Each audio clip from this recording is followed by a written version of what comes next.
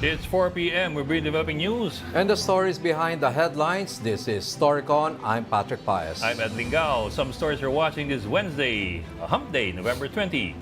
President Bongbong Marcos announces that Jane Veloso is coming home and thanked his Indonesian counterpart Prabowo Subianto for his goodwill. But the DFA says there is no written agreement yet on Veloso's transfer to the Philippines. Veloso is a Filipino OFW convicted of drug trafficking back in 2010. She was sentenced to death in 2010, but was spared at the last minute in 2015 when her recruiters surrendered to authorities. President Marcos reaffirms his government's support for Ukraine's sovereignty as its war with Russia reaches its 1,000th day. Marcos also hopes for a peaceful resolution to the conflict in the region. Earlier, Ukraine used US-made missiles for the first time to target a Russian ammunition depot in the Bryansk region.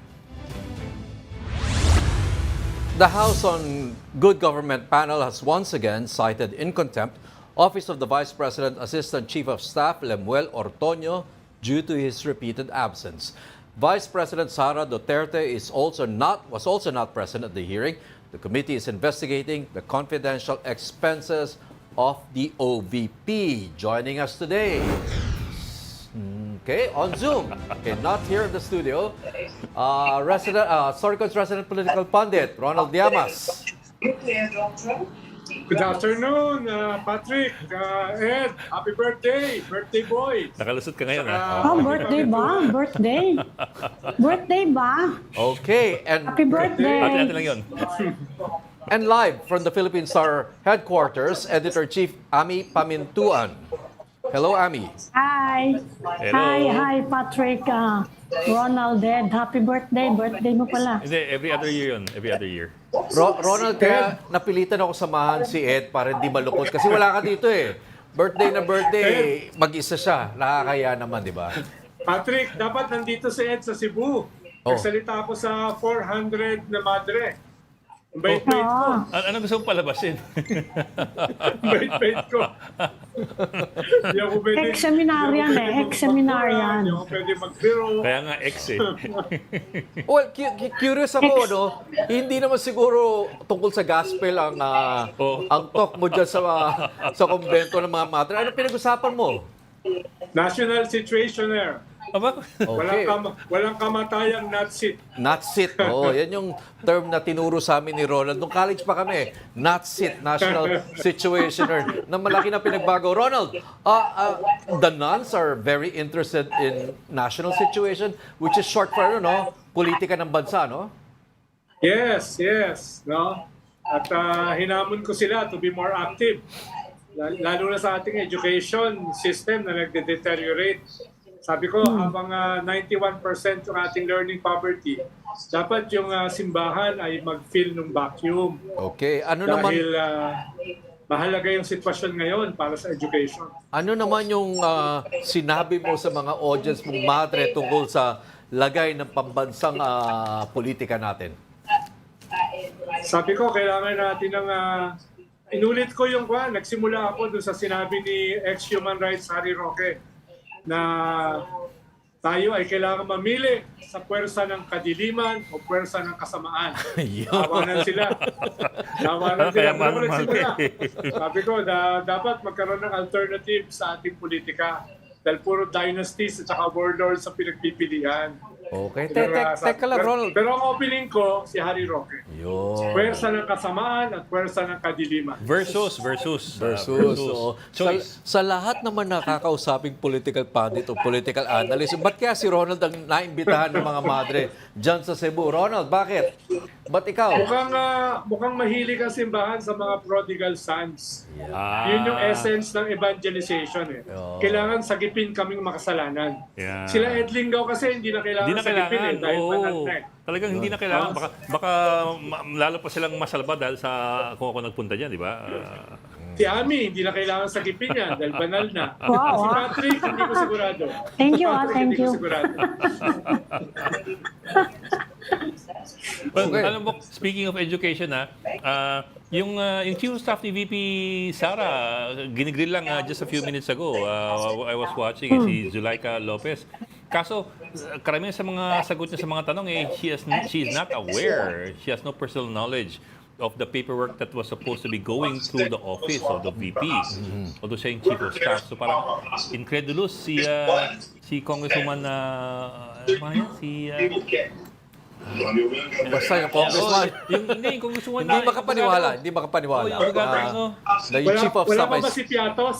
Si Piatos hindi pa nagpakita? Wala nasa 7-Eleven pa ata.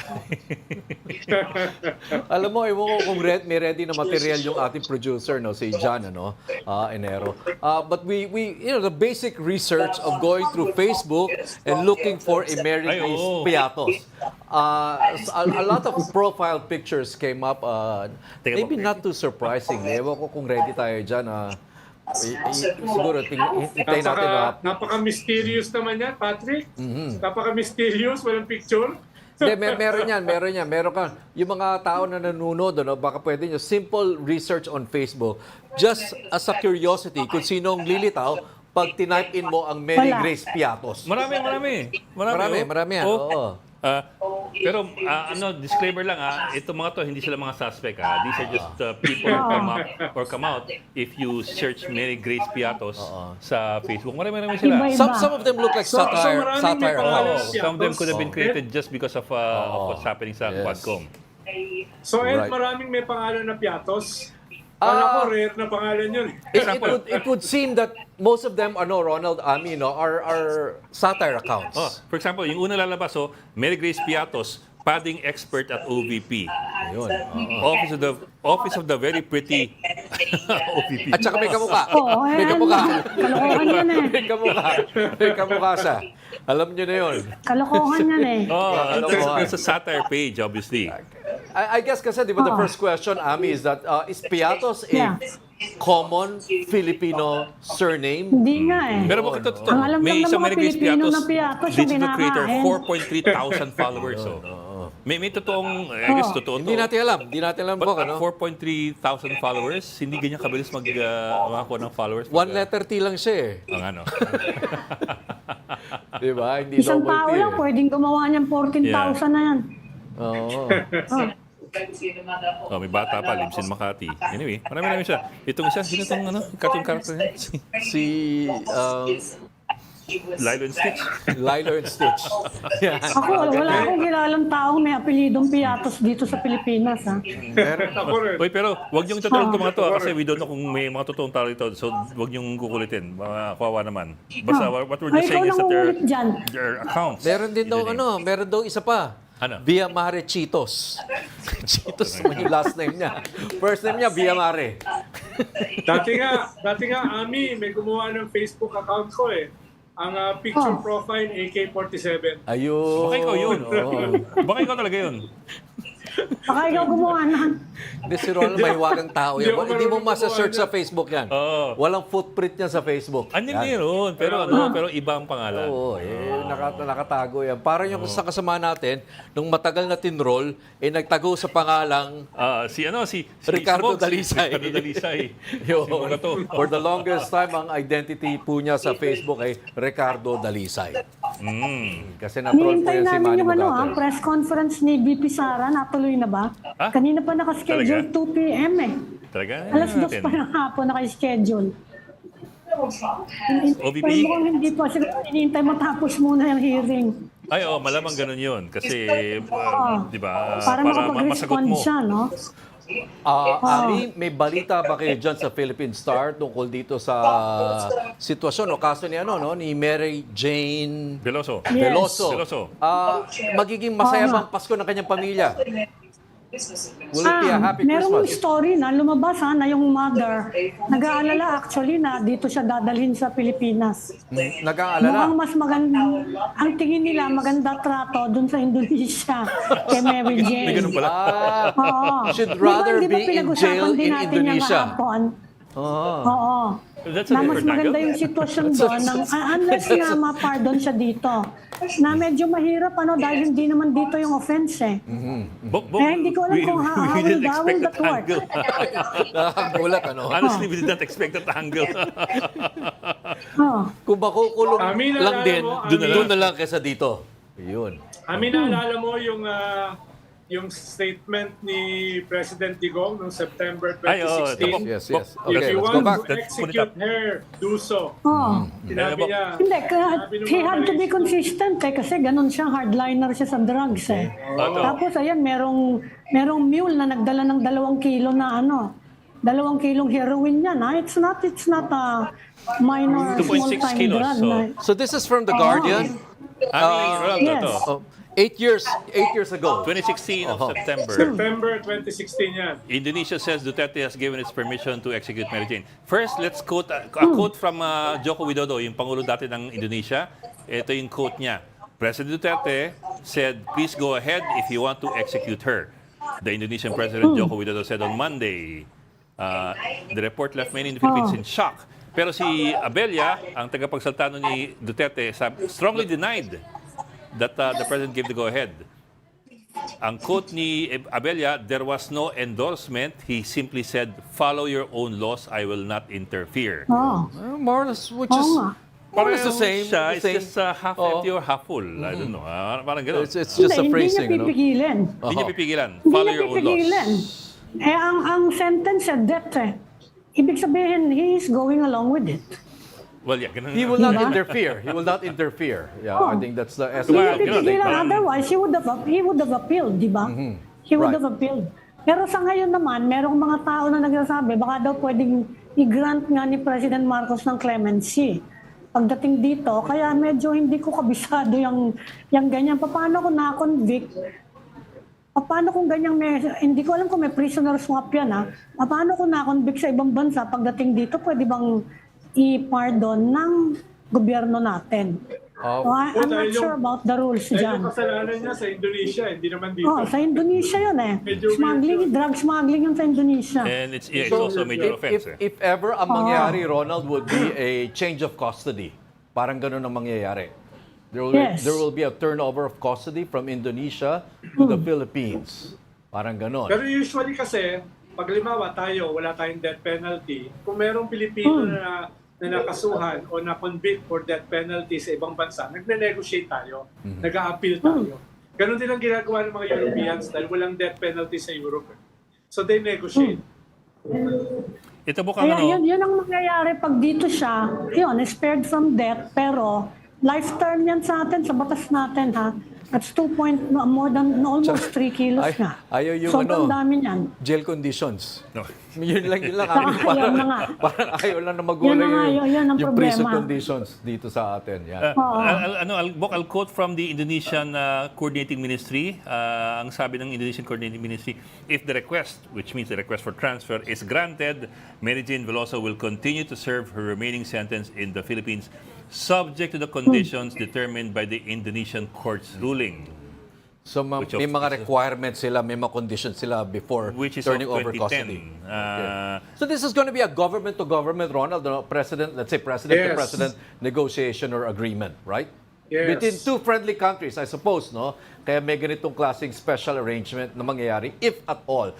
Ronald, my question is, given how the diplomatic track record of this administration, and also considering yung what has been our friendly ties with Indonesia, historically, do you think matutuloy ito?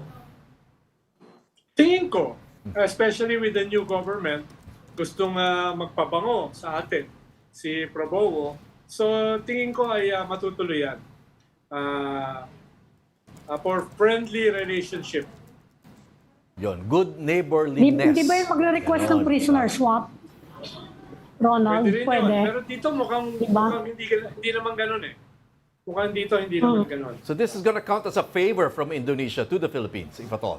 Yes, parang goodwill. Parang goodwill. goodwill lang. No? Na, dahil nag-request tayo, wala tayong death penalty, baka pwedeng una ay wag nyo naman i-implement yung death penalty. Kalawa, Okay. baka pwedeng sa amin na tapusin yung kanyang prison terms. Do you see, Ronald, do you see a possible quid pro quo with Indonesia? Is there something foreseeably na kailangan ng Indonesia from the Philippines in So exchange? far wala namang indications na gano'n.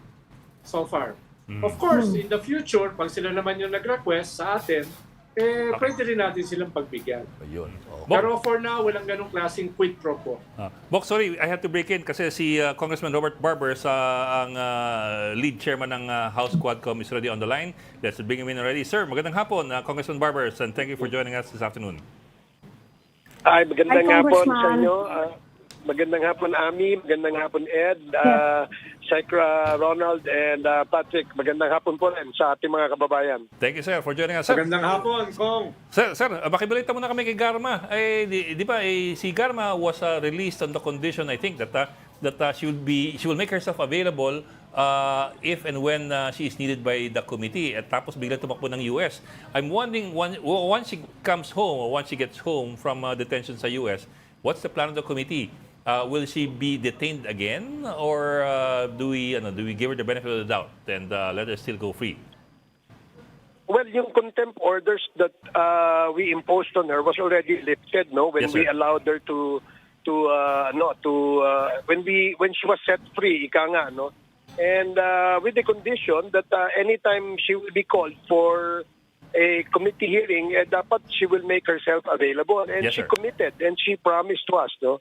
Na pupunta siya. So far, wala pa kaming invitation para sa kanya because remember when she was invited in relation to the Barayuga case. Yes, sir. And unless there are new evidence or evidences that will come out or any testimony that will point to her again, then we will have to call her so that we can also get her side. So far, wala pa naman Ed. So you see no reason to have her detained at this point once she gets back to the Philippines?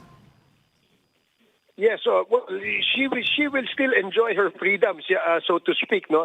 Nandoon lang siya sa kanila, and in fact, we even offered to her. Sabi namin sa kanya, kung gusto mo, you can stay on. No, if you're worried about your safety and your family's safety, after you've given your testimony to the committee, then we can offer to you a much longer stay in your detention facility. So that's the reason why when she told us that she will just make herself available, sinabi naman niya, and she's committed to do that, so we allowed her. Pero di ba, Congressman, may balita ngayon di ba na violation she's yun? applying daw for She's Asylum. applying for asylum. Political asylum in the US. Merong balita ngayon na ganon. Meron ba kayong confirmation about it? Any word about it? Na umaabot din sa Quadcom? Pero hanggang ngayon, wala pa siya rito eh. Kung i-deport yan, dapat nandito na yan eh. Medyo matagal na yan ah. Oh, yeah, I think yun nga, naghihintay din kami kung kailan ang balik niya because we were not yet informed kung ano ng status, kung totoo nga ba nag-a-apply siya for asylum. I think she communicated to the DOJ about that request, hindi sa Quadcom. So that's why wala pa kaming information.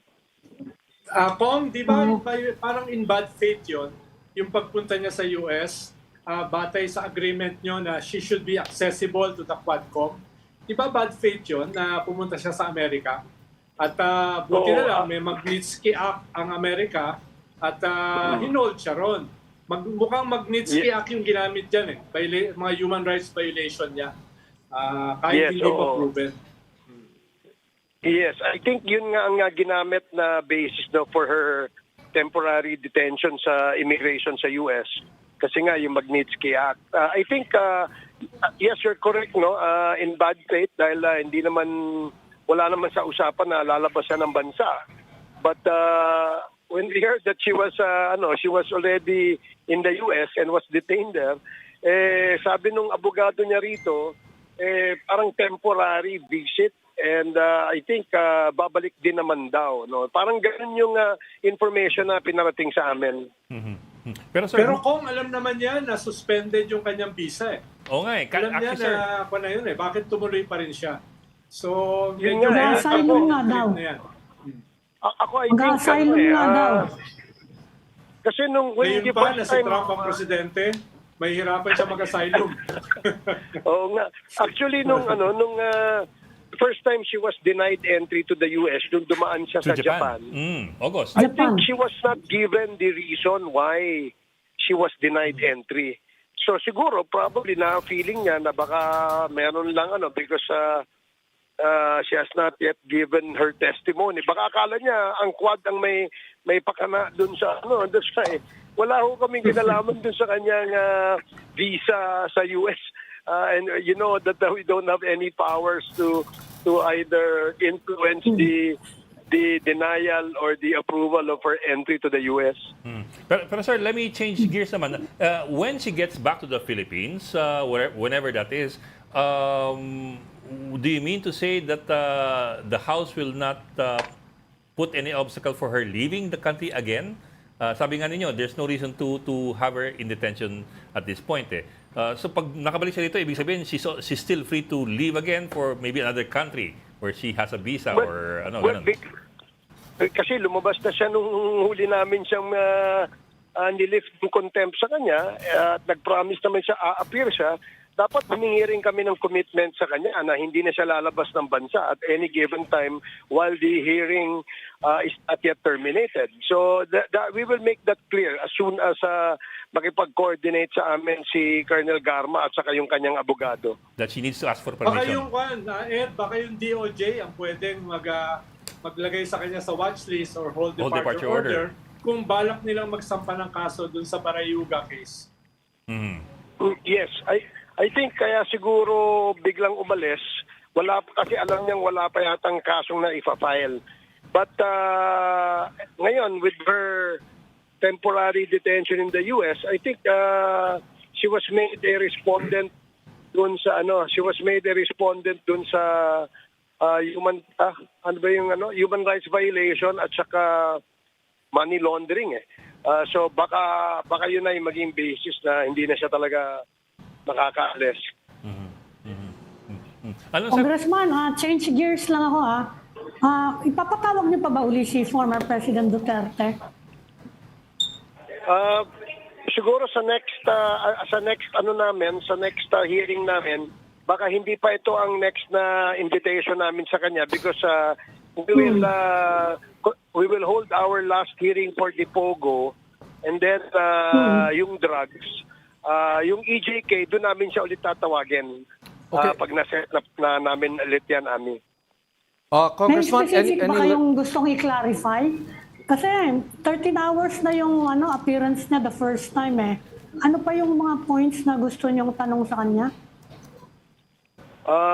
Yung tungkol doon sa that's correct, no? 13 hours ang kanyang and sinabi naman daw niya ng lahat ng dapat niyang sabihin at dapat daw malaman ng Quadcom.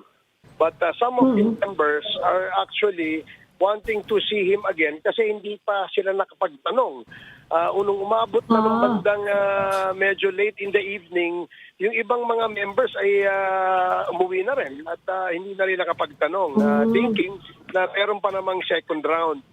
So siguro yon, and we will have to ask them again kung sino pa yung gusto magtanong at ano yung tatanong para maging basis namin if iimbitahan pa namin siya ulit sa susunod na pagdinig. Congressman, any insights on that previous hearing on how it went? May mga insight or learnings po ba kayo? Well, aside from the extrajudicial confessions that he made, outside of what he made in the Senate, parang nadagdagan lang, no, yung kanyang mga sinabi na kung saan ay merong sort of a confirmation na merong reward doon sa ginawang war on drugs at saka doon sa point na meron talagang mga police, no, o mga law enforcers na talagang umabuso. Kahit siya mismo, inamin din naman niya na may umabusong mga kawani ng Philippine National Police sa pag-implement nito. And when he was asked kung ito ba ay resulta nung iyong reward money at yung iyong order na magkaroon ng quota, he vehemently denied that there was a relation between yung reward money at saka yung pagkakaroon ng abuso ng ibang pulis, which we all naman accepted as a reasonable reply to the question. Okay, you mentioned extrajudicial statements made by the former president at the Quadcom hearing. Does this mean that none of those statements made, may nabagit kayo, short of admitting to certain things, none of them can be used in court or in a case? I think it will be the DOJ that will determine that. Remember, all these statements he made are statements under oath. So I am sure that there is value to that statements that he made. So if the DOJ would find this, will find this with a weight, siguro baka magamit nila ito. Pero sir, to that point So, na... kung wala na nangyari doon sa waiver, wala na talagang chance yung pipirma siya sa waiver. Tapos na yun. Wala nang chance talaga, Sec Ronald, kasi I think he was asked 3 times nung gabing yon. And the first answer was he was willing to sign. The second answer is conditional. Yung last answer ay sinabi niya hindi na pwede kasi it's a conjugal, it's a joint account between me and my wife, So and nung yun yung huling tanong kung willing ba siyang pumirma, sinabi niya talagang hindi na siya makakapirma. Okay, yung conditional condition doon yung sampal. Yung sampal. Yun ata yung mahirap naman yun. Pumayag naman yung isa. Yun yung conditional. Pumayag naman yung isa. Pero sir, there was talk earlier of inviting former Deputy Ombudsman Arturo Carandang to shed light doon sa sa kanyang investigasyon doon sa bank accounts noong 2016. Unfortunately, nasibak si Carandang, dismissed from service with forfeiture of all benefits. I'm wondering kung itutuloy niyo yung invitation kay Carandang, and if you've heard from the guy already, or is he, I don't know, is he incognito? Yes, there was a motion to invite former Deputy Ombudsman sa next Quadcom hearing, and the invitation was sent. I think he has already received it, but he has not replied yet. We're still waiting. Since na-postpone itong aming hearing, supposedly for tomorrow, we will move it for next Wednesday. Siguro to give more time to the other resource persons to reply to our invitation. So yes, we will definitely ask kung ano yung kinalaman niya doon sa sinabi ni former Senator Trillanes tungkol doon sa investigation na ginawa niya dun sa Office of the Ombudsman. Kasi I read back in 2016, ang interview kay Carandang in several media outlets was him saying na they've seen the AMLAC documents, not the report, the AMLAC documents. Wala pang AMLAC report at that time. The AMLAC documents which appear to show that there were at least 1 billion pesos being moved around in the accounts, at least. Tapos doon na nagtapos lahat dahil nasibak na siya later on. Yes, yung kasing na-present sa Quadcom, we cannot take it as an evidence at the moment. Okay. We will take note of the information that was shared to us, but as far as using it as a documentary evidence, mukhang mahihirapan kami kasi there must be some sort of authentication and certification either coming from the AMLAC or from the banks mismo. Absent that, mukhang mahirapan kami gamitin ito at siguro we would just manifest that there was information that was shared to the Quadcom about that. Actually, sir, I also meant to ask that kasi is AMLAC also going to be invited, and can the committee or can the congressional committee ask for documents from the AMLAC, or is it covered by the bank secrecy law? Kasi I understand in November 2016, mga 2 months after nagsalta tong si Carandang, the ombudsman had to close the investigation because of the refusal daw of AMLAC to provide additional documents to the ombudsman. That's the ombudsman, Hindi na raw nagbigay ng karagdagang dokumentong AMLAC, kaya nagsara sila ng investigasyon dahil walang patutunguhan. I'm wondering kung ano yung power ng Congressional Committee in terms of asking AMLAC for documents. Yes, oo. Yun nga, when the information was shared to the committee, nakita natin na mayroong mga transactions doon, alleged transactions between the names that were all listed there, no? Yung pangalan ni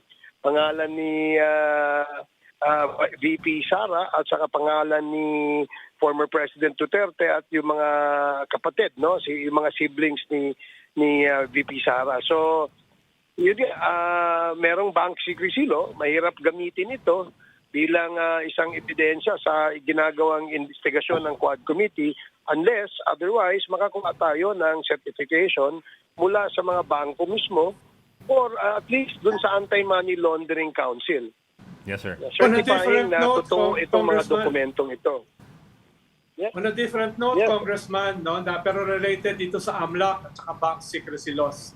Meron bang balita dyan tungkol sa impeachment? Paano during impeachment lang kasi pwedeng isuspend yung bank secrecy laws at coordinate yung AMLAC tungkol dyan sa mga accounts na yan. Kaya may balita ba tungkol sa impeachment?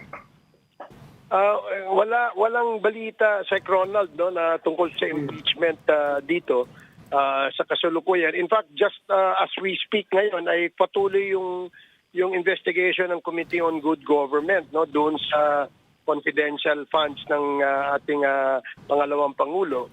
I really don't know and I haven't heard any talks about impeachment at the moment dito sa mababang kapulungan. Okay. Congressman, yung investigation nyo is in aid of legislation. Sa revival niyang issue na yan, sa tingin nyo merong political will ngayon sa House to pass yung matagal nang hinihingi ng gobyerno, i-ease daw or i-lift yung bank secrecy law? Merong pag-uusap na naumpisahan about siguro 3 months ago tungkol diyan. Pero hindi pa rin na isa sa papel, no, o wala pa ring panukalang batas, no, na pwedeng itulak tungkol dito. But we're open for discussion. In fact, we have to set some limitations as well. Kasi mukhang maring hindi maging maganda, no, ang magiging epekto sa lahat po ng depositors kapag nagkaroon ng ganito.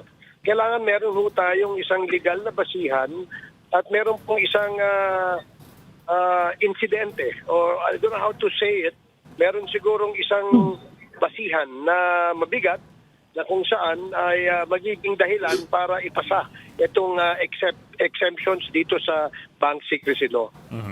Pero sir, sorry, follow up lang. So, pero yung House Congressional Committee hearings, they're not covered by the exemptions, no? Sa AMLAC bank secrecy law, in the bank secrecy law. I mean, can you ask AMLAC for documents or hindi rin pwede? Hindi rin pwede Hindi kasi pwede, no? for the AMLAC to release documents pertaining to a bank records of an individual, kailangan merong predicate crime, merong kaso. The Court of Appeals will issue the authority to the AMLAC to release these documents, but there must be a case, there must be an ongoing case. Second, may mga predicate crimes that should have been committed before the documents will be released. I understand, sir. Doon sa mga nagre-request. So far wala naman pong kaso, wala pa rin pong information. I have no idea at the moment kung meron nga bang pinag-iisipang i-file na kaso dyan sa investigation na yan. Okay, Congressman Barbers, thank you for joining the Storycon. Thank you, sir. Thank you, Thank you very much. Congressman. Thank you sir. for having me again. You're watching. More power. Yes, sir. Thank you, sir. You're watching Storycon on One News. You just need to take a break. We'll be right back.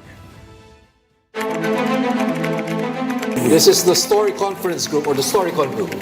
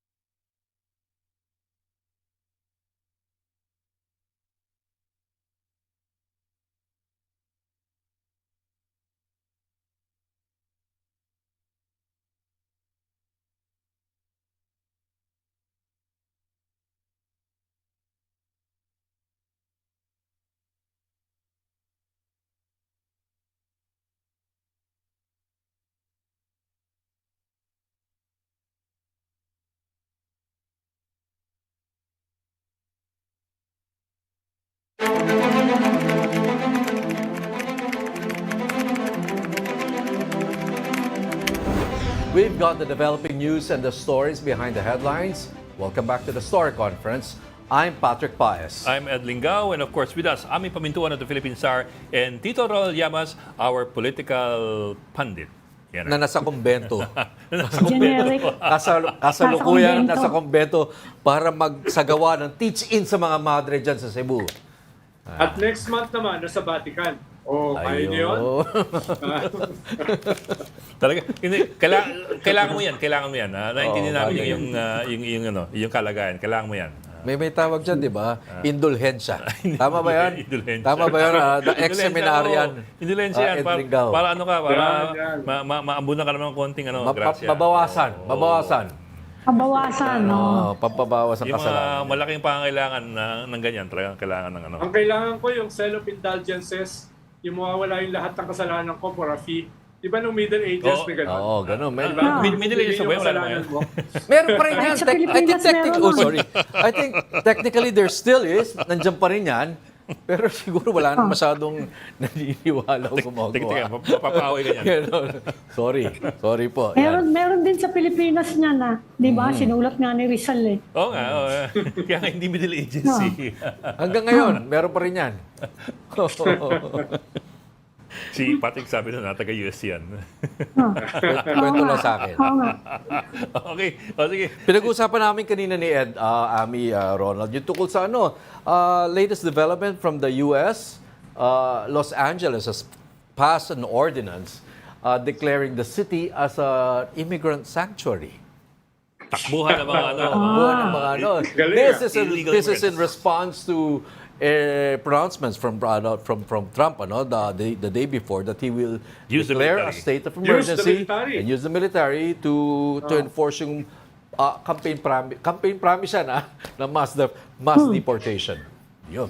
Oh. Pero paano yun? Lulusubin niya yung Los Angeles ng military? Ay, tingnan natin, Kasi po, there are two laws at play here. One is the Posse Comitatus Act, which prevents it's a one-liner law, which prevents the government from using the military to enforce law enforcement rules or laws. Unless there is an exemption. However, there's also the Insurrection Act, which is the exemption. Ayun. Once the president invokes the Insurrection Act, then he can deploy the military to enforce local laws with or without the permission of the governor. And there has been instances in the past In the where it past. has happened. Oh, Example? As early as George Herbert Walker Bush. And further down, yung desegregation ng schools sa US in the 1950s and 60s. Eisenhower, JFK, and si Johnson Called in the National Guard to federalize enforce- them and made Yes. them make sure na makapasok yung mga itim sa mga eskwelahan kasi ayaw ng mga gobernador na papasukin sila. Right. So we might see, that's the plan to use the National Guard. Normally the National Guard falls under the command of the state governors, but if the president, based on the Until Insurrection they're Act, or federalized. he said he will declare a state of national emergency, he can National use emergency, the yun daw ang military. i-invoke niya eh. Kaya ang Enforce the military position. gagamitin. Presidente si Trump na Oh. tumanggi yung military na makialam dun sa dispersal ng isang rally sa Washington, D.C. Ang sabi ng military, hindi namin role yan. Pero ano yan freedom of expression Pero, Rona, yan eh. a lot Ito, has- in-invoke a lot has happened. national security. National security invoke niya eh. Yun ang sinasabi niya dyan sa immigration na yan eh. Threat to national security, kaya siya magna-national emergency. Iba yung rally, that's freedom of expression, madaling matalo yan sa US eh. Ito yung medyo malabo kung ano tong gagawin niya National ngayon. security na to. Security gagamitin niya eh. Kaya titignan natin kung paano yan. also, I mean, Kasi even other countries sa Western Europe, tinitignan ko ano mangyayari sa US eh. Dahil may problema din sila sa immigration. But I mean, the And it's thing a kasi with political issue as well. the thing with the Insurrection Act is that it's so vaguely worded that there is no Exactly. actual definition of what constitutes an Insurrection. emergency or even an insurrection. So, and the Supreme Court has left it to the President to decide when applicable ang Insurrection Act. But the Supreme Court, the federal Supreme Court, is very conservative right Yeah, now. very conservative. The position is very conservative. And to your point, Ed, insurrection, and yet, it's an insurrection act. And yet, it was used to... Civil rights. And It was used civil, to... It was used against segregation. in the iba civil rights Kung movement nagamit in siya the for 50s, segregation, 60s. magagamit siya siguro. Conceivably, it can be used. Conceivably, arguably, it can be used for deportation. By 3 presidents. Naalala niyo ba, Ed, Naguguto. noong February 2006, nung nagdeklara ng state of emergency si GMA, tapos Ay, oo. nung umakyat sa Supreme Court, sabi ng Supreme Court, 3 lang ang pwedeng dahilan for state of emergency. A state of insurrection, uprising, invasion, or state of lawlessness. Kaya nireject ng Supreme Court yung state of emergency. Medyo may kaunting similarity. Dahil yun din ang dahilan na para lamang sa state of emergency, insurrection. At sabi nila, noong February, walang state of insurrection. Okay, that's... Actually, nakulong pa kami ron eh. Philippine jurisprudence, Ronald, but again, an example in which the president was able to use the National Guard was for segregation, desegregation. Yes. So you can argue na there was no insurrection in the 60s during the civil rights movement, and yet National Guard was called in to enforce. By 3 presidents, by three presidents in separate instances. Except that in this case now, it's going to be used by left-right Pero- yan eh. Left-right, conservative, liberal. Dahil yan eh. segregation, Nung panahon na yun, segregation. may mga Ku Klux Klan na nagli-lynching, di ba? May mga Ku Klux Klan nun. Kaya baka yun yung ginamitin ng dahilan. Right. Armado yung mga Ku Klux Klan nun eh. Still, Ronald, not an insurrection. I mean, by the definition that we all know. I think suffice it to say, given the huge political mandate that this president has coming in, we can imagine that he will use that political capital, Ronald, to push some radical measures. Would be interesting lang to on see, his first year, At on saka- his first month in Saka office. isang problema nun, yung mga pulis nun, kakampi ng mga kakampi ng mga racist sa local government. Yeah. Diba? Yeah. Yun yung isang, kaya hindi nila magamit yung pulis. Yeah. But it would Para dun sa be interesting to see rin, desegregation. how the U.S. military would react or act if they're called in to start making arrests and deportation.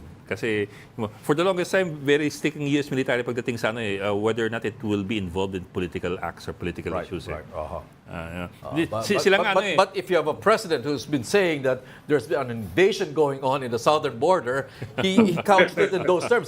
There's an invasion going on in the southern border. I mean, let's face it, the mood during Trump 1 is different from the mood that we see coming into Trump 2. Ronald, di ba? Dun nga sa, when they break down the votes, Trump gained ground with blacks, Hispanics, Latinos, and Everyone. everybody, even women, Hindi niya nakuha majority, but he gained ground. So iba, and I understand that immigration, apart from the economy, was a big factor in the results decided these elections. Yun. Pero nagulat ako, Patrick, doon sa exit polls 11% lang yung immigration. 35% yung state ng US democracy, 34% yung economy. Okay. So medyo bumaba yung immigration doon sa exit polls.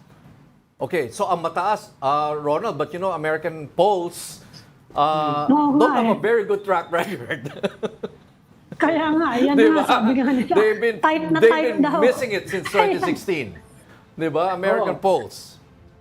Pero ito, Type trace daw, it was a route. It was a route. Hindi, kaya nga sinasabi nila why it's a rout because of the inflation, which is the economy. At saka yung mga cases laban kay Trump.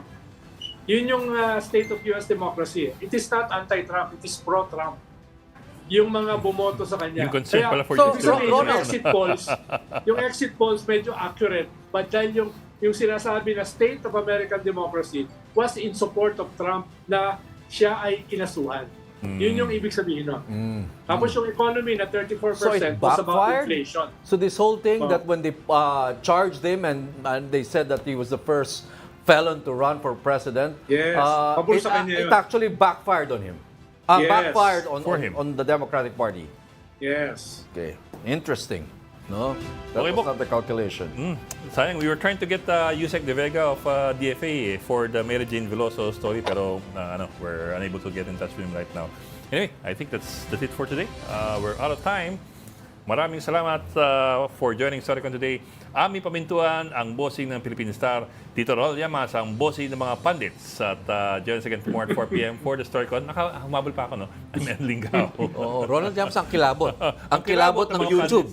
Ang kilabot sa YouTube. Yan. Mga madre. Dumadami Kilabot ng mga madre ngayon. Kilabot ng mga madre. Parang May dagdag ka na ngayon. Hindi maganda yung hugot na yun, Aldo. Ay, hindi. Ayaw niya. Ayaw niya yon. Pandit na mga madre. Oh, yan.